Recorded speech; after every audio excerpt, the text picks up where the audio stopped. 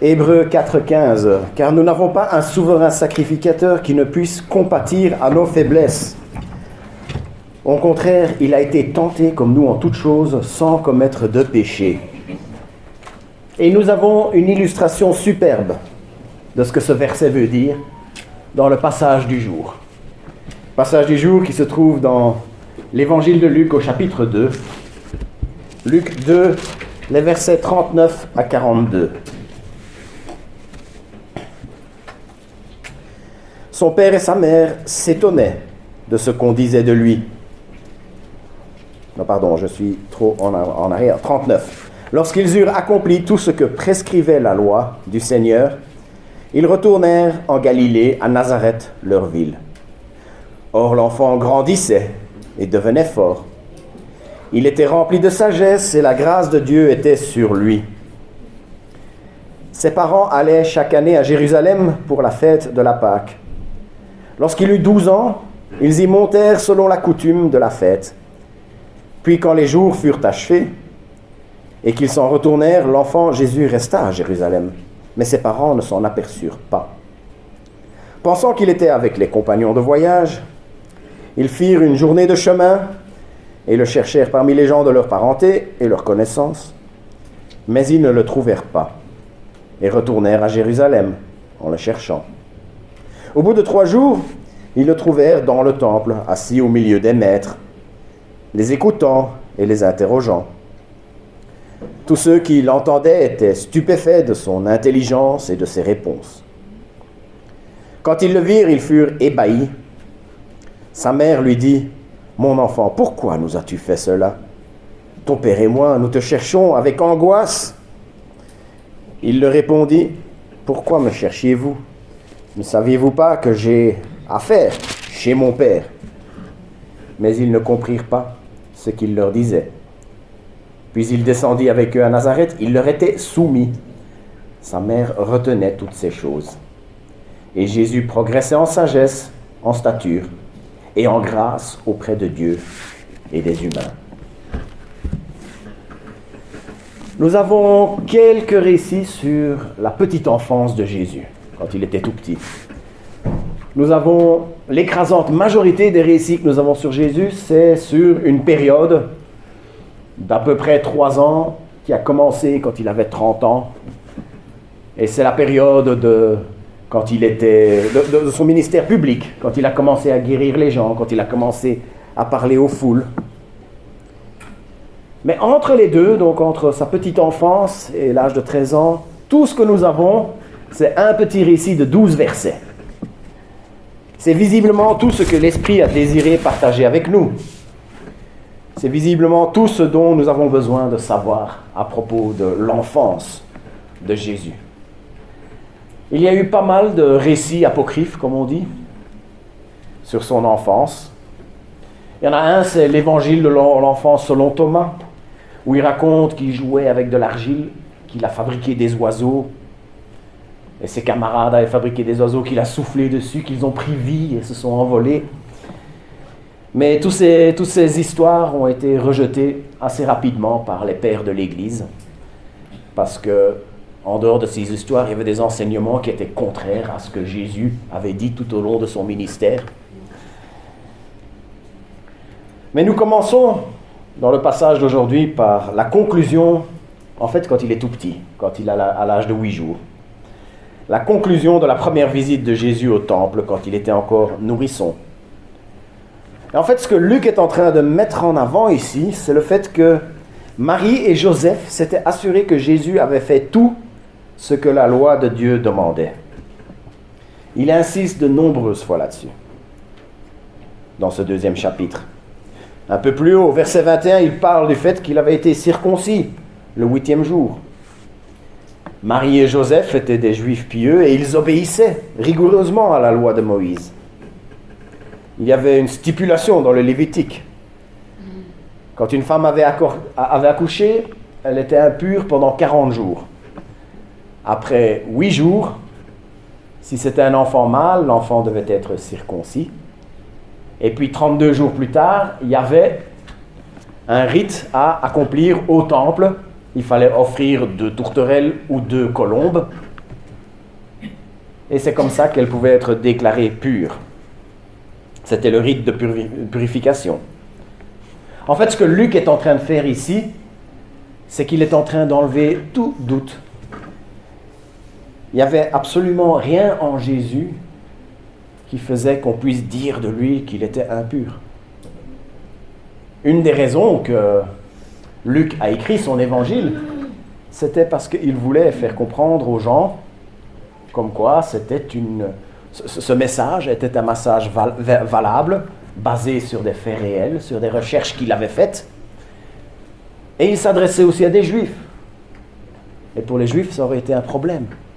Ils ont dit, mais comment est-ce qu'on peut dire qu'il était parfait s'il n'a pas obéi à la loi de Moïse? Et Luc est en train d'enlever tout doute ici. Il voulait qu'on sache bien qu'il n'y avait rien en Jésus qu'on puisse dire qu'il était impur. Et il dit ensuite qu'ils sont rentrés chez eux à Nazareth. Alors ceux qui connaissent un peu l'histoire de la nativité vont se dire, tiens, ils sont rentrés à Nazareth et ils n'étaient pas partis en Égypte à un moment donné? Parce qu'il y a une contradiction ici. Je vous rassure, il n'y a pas de contradiction. En fait, il n'est pas dit qu'ils sont rentrés tout de suite à Nazareth. Il est probable qu'ils avaient décidé de vivre un petit moment, temporairement peut-être, à Bethléem, puisqu'ils avaient une maison à Bethléem, on le lit dans Matthieu. Et d'ailleurs, c'est après cette visite au temple, à l'âge de 8 jours, que c'est probablement après que les mages sont venus rendre visite. Peut-être bien que Siméon et Anne avaient parlé de cet enfant qu'ils avaient vu, la consolation d'Israël, et que ça avait pas mal parlé. Et quand les mages sont arrivés, les gens connaissaient un peu cette histoire, et ils se disaient, c'est qu'il est à Bethléem. Et qu'après Hérode, en jalousie, qu'il avait peur pour son trône, qui a ordonné le massacre des enfants. Donc c'est à ce moment-là qu'ils ont été en Égypte, et quand ils sont revenus, ils ont été s'installer à Nazareth de nouveau. Non, il n'y a pas de contradiction ici, c'est juste que Luc ne l'a pas mentionné. De manière générale, Matthieu se focalise sur Jésus le roi. Marc, il se focalise sur Jésus le serviteur. Jean, il se focalise sur la nature divine de Christ. Et Luc, il se focalise sur sa nature humaine. Sa nature humaine. Alors il ne faut pas être surpris si on a des histoires très humaines sur Jésus dans l'évangile de Luc. C'est pourquoi il ne faut pas être surpris si on trouve un verset comme le verset 40. Comme tous les enfants, il grandissait. Il devenait plus costaud. On parle souvent de Jésus de Nazareth. En fait, quand on entend le mot Jésus de Nazareth, c'est on sait qu'on est en train de parler de sa nature humaine. Jésus était un être humain, comme toi et moi. Chaque être humain a une origine. Nous avons tous une origine. Donc Jésus, lui, il avait la sienne d'origine. Donc, en tant qu'être humain, il devait bien être originaire de quelque part. Il était donc originaire de Nazareth, cette petite ville en Galilée, dans le nord d'Israël.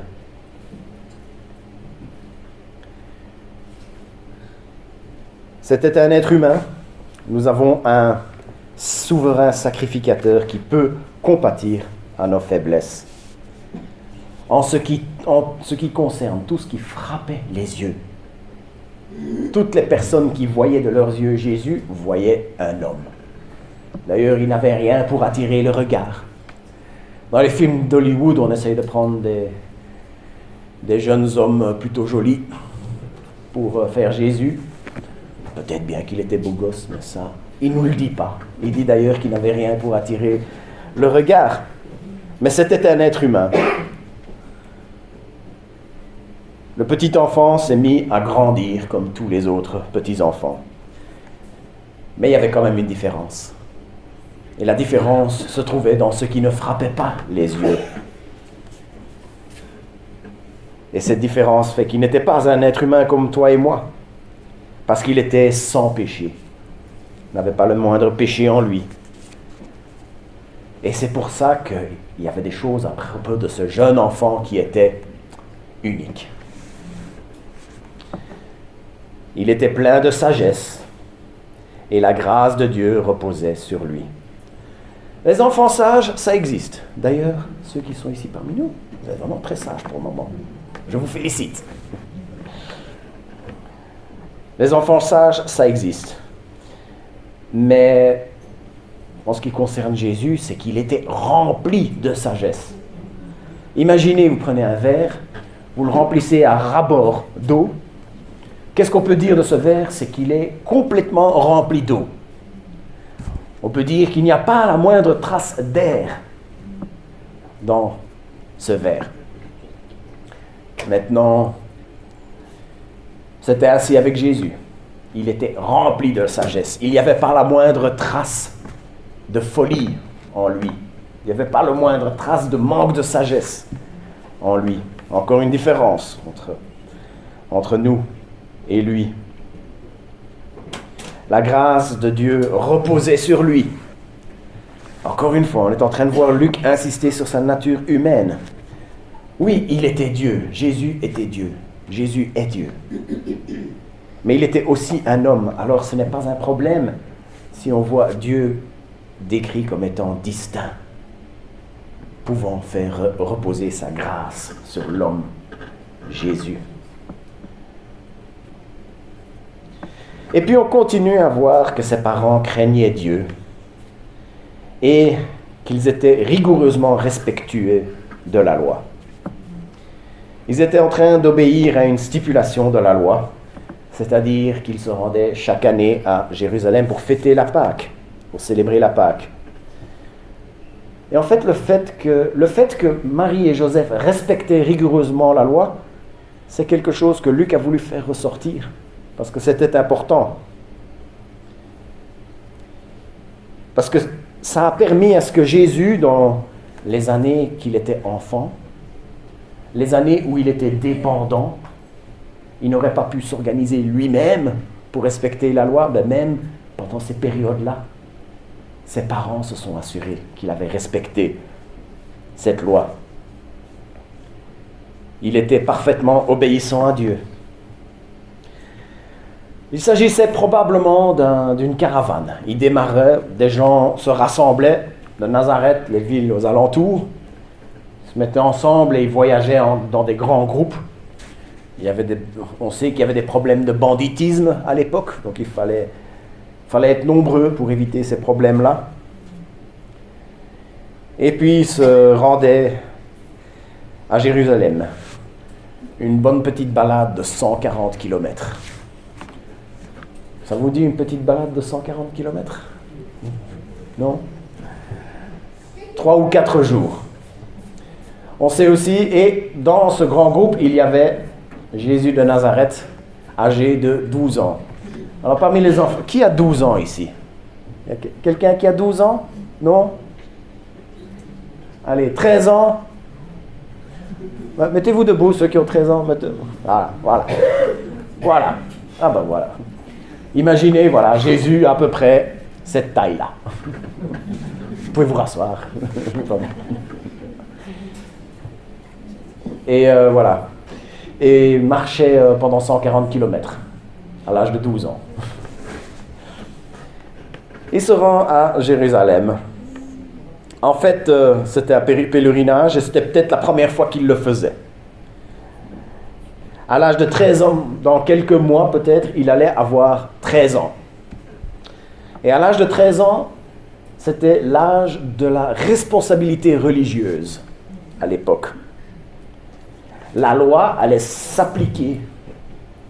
Quand un garçon arrivait à l'âge de 13 ans, la loi s'appliquait à lui en tant qu'adulte.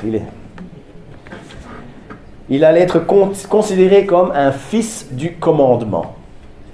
Le fils du commandement, en hébreu, ça se dit bar mitzvah.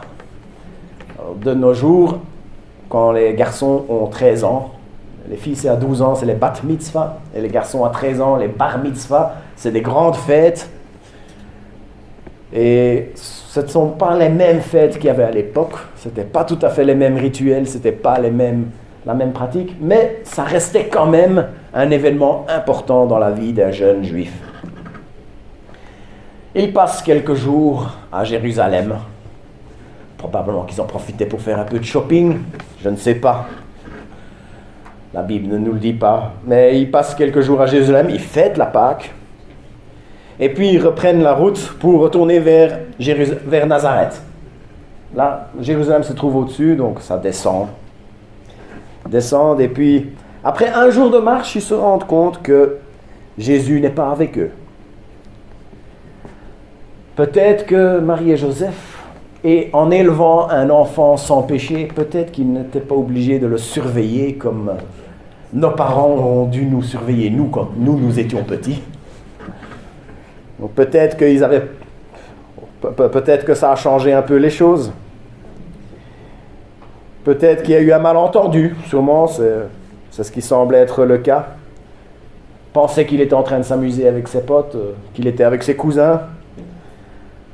Mais en tout cas, mettons-nous à la place des parents et être obligés de refaire un jour de marche dans le sens inverse. En plus, ça monte pour aller vers Jérusalem. Refaire un jour de marche. Et puis, c'est pas tout. Ils passent 2 jours à tourner, à aller dans tous les coins, mais se dit où est-ce qu'il peut bien être. 2 jours. Imaginez un peu l'angoisse. Et puis seulement, c'est le 3e jour qu'ils finissent par le retrouver. Assis dans le temple, entouré par un groupe de rabbins. Les gens qui étaient autour de lui, c'étaient les maîtres de la loi. Et ils étaient là en train d'avoir des grandes discussions théologiques. Il est probable que, puisque tout le monde allait vers Jérusalem à l'époque, les responsables religieux le faisaient aussi. Et quand les gens du peuple rentraient chez eux, ils restaient peut-être pour faire probable qu'ils restaient pour faire un espèce de symposium. Ils faisaient ils avaient des débats théologiques, des discussions. Et les gens qui étaient autour de ce petit garçon de 12 ans, c'était les maîtres de la loi, c'était les spécialistes de la loi, c'était les experts, les doctorats, les professeurs. Et que savons-nous de l'échange qui est en train d'avoir lieu? Il les écoutait, il leur posait des questions et il donnait des réponses surprenantes. Jésus avait une nature humaine et dans son humanité, il avait besoin d'apprendre en écoutant. Dans son humanité, il avait des questions à poser. C'était un homme comme toi et moi, mais il y avait cette chose qui lui était unique, le fait qu'il était sans péché. Maintenant, je vais utiliser un mot qui va vous permettre de briller à table tantôt. Les enfants, retenez ce mot et demandez à vos parents de vous l'expliquer tantôt. On va voir s'ils ont bien écouté. Les effets noétiques du péché. Les effets noétiques du péché. Je vais quand même expliquer ce que c'est. Ou mieux, non? En fait, ça vient du verbe grec noein qui veut dire penser, réfléchir. Et quand le péché est entré dans le monde, il y a eu les effets physiques du péché. C'est à cause du péché qu'il y a de la souffrance dans le monde. C'est à cause du péché qu'il y a la difficulté de survivre qui est arrivée dans le monde. C'est à cause du péché qu'il y a eu les guerres, les divisions, les disputes et la mort et la maladie. Ça, c'est les effets physiques. Mais puis, il y a aussi eu, il n'y a pas eu que des effets sur le corps, il n'y a pas eu que des effets sur le monde physique. Il y a aussi eu des effets sur notre manière de penser, sur notre manière de raisonner, de réfléchir.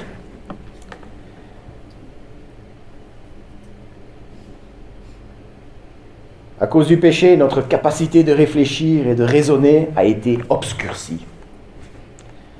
Dans un premier temps, c'est ce qui crée en l'homme cette tendance au doute, au scepticisme, à l'incrédulité par rapport aux choses de Dieu.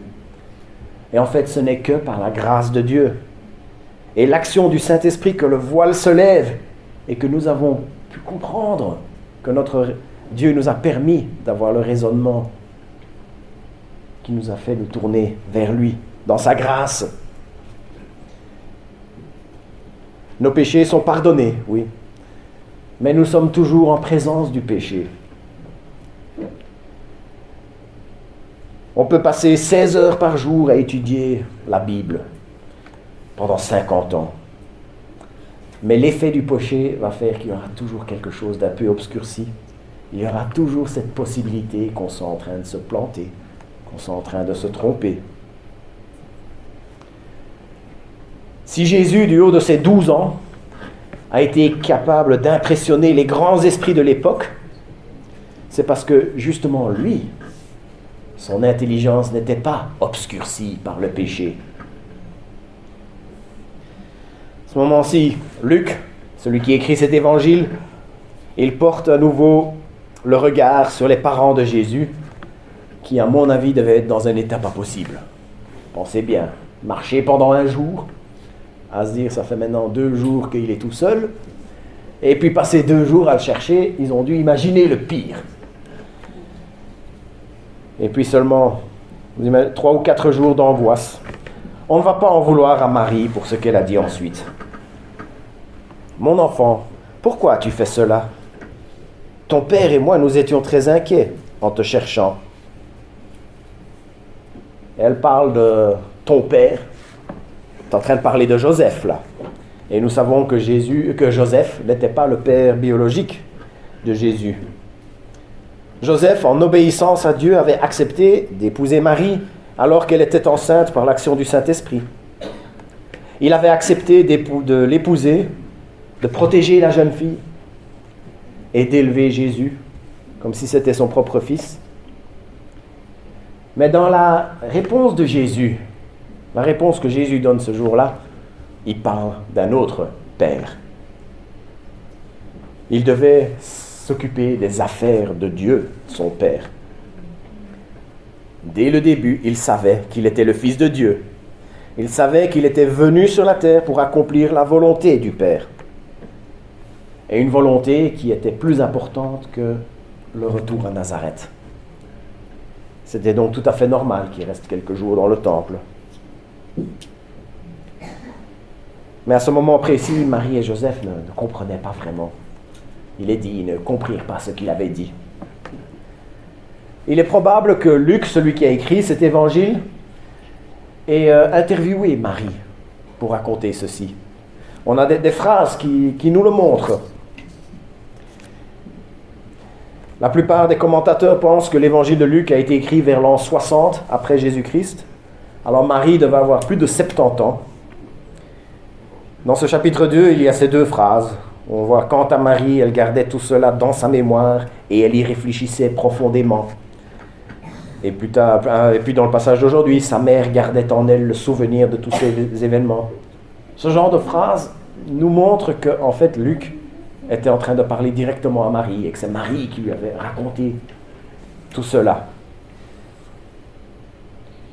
Ils reprennent la route. Ils rentrent à Nazareth. Et il est dit qu'il leur était soumis. N'oublions pas, il était sans péché. Il obéit au commandement « Honore ton père et ta mère ». Il avait été soumis à Dieu le Père en s'occupant des affaires de son père pendant quelques jours dans le temple. Mais à présent, c'était ses parents terrestres à qui il s'est soumis. Nous n'avons vraiment pas d'autres informations sur ce qui s'est passé dans les 18 années qui ont suivi, jusqu'au jour où il a commencé à avoir son ministère public. Tout ce que nous savons, c'est qu'il grandissait, qu'il progressait en sagesse et qu'il se rendait agréable auprès de Dieu et de chacun. Alors, rien de surprenant du fait qu'il grandissait. Quand on a 12 ans, on peut encore espérer grandir un peu. Mais il a aussi eu besoin de progresser. Jésus, dans son humanité, il avait besoin de progresser en sagesse. Les docteurs avaient de la loi, à qui il parlait dans le temple ce jour-là, ils avaient été stupéfaits de ce qu'il disait. Mais après cela, on voit qu'il a encore progressé. Dans les 18 années qui ont suivi, sa connaissance, sa compréhension des choses a encore progressé. Et c'est comme ça qu'il en est arrivé, à l'âge de 30 ans, de parler avec autorité, non contrairement aux scribes, comme il est dit. À l'âge de 12 ans, il était intéressant pour eux. Les gens qui l'entendaient parler, « Ah, il est intéressant, ce petit qui sait toutes ces choses. » Mais à l'âge de 30 ans, il était devenu une menace pour eux. À un tel point qu'ils ont conspiré pour le mettre à mort. Je reviens au passage avec lequel j'ai ouvert cette prédication. Car nous n'avons pas un souverain sacrificateur qui ne puisse compatir à nos faiblesses. Au contraire, il a été tenté comme nous en toutes choses, sans commettre de péché. Jésus est entré dans le temple à l'âge de 8 jours pour être présenté. Jésus est entré dans le temple à l'âge de 12 ans pour commencer à s'occuper des affaires de son Père. Les gens à qui il parlait ne le savaient pas. En fait, il était le vrai souverain sacrificateur.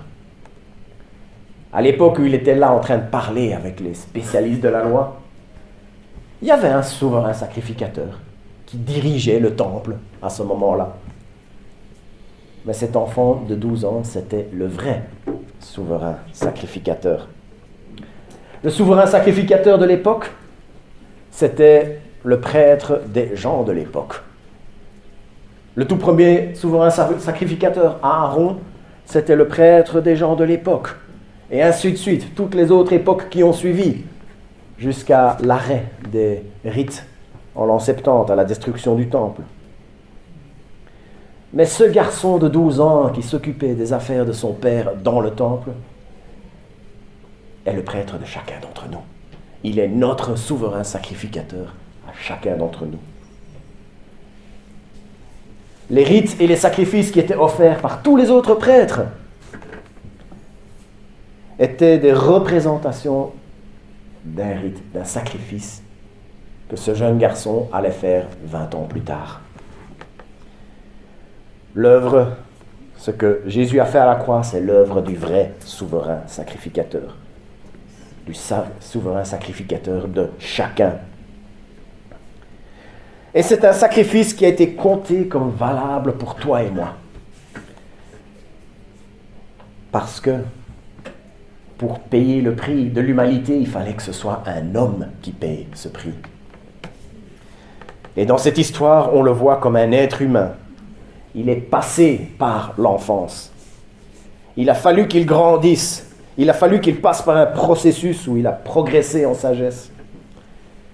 Il peut compatir à nos faiblesses. Il fallait que ce soit un homme qui paye pour toi et moi. Mais il y avait autre chose encore.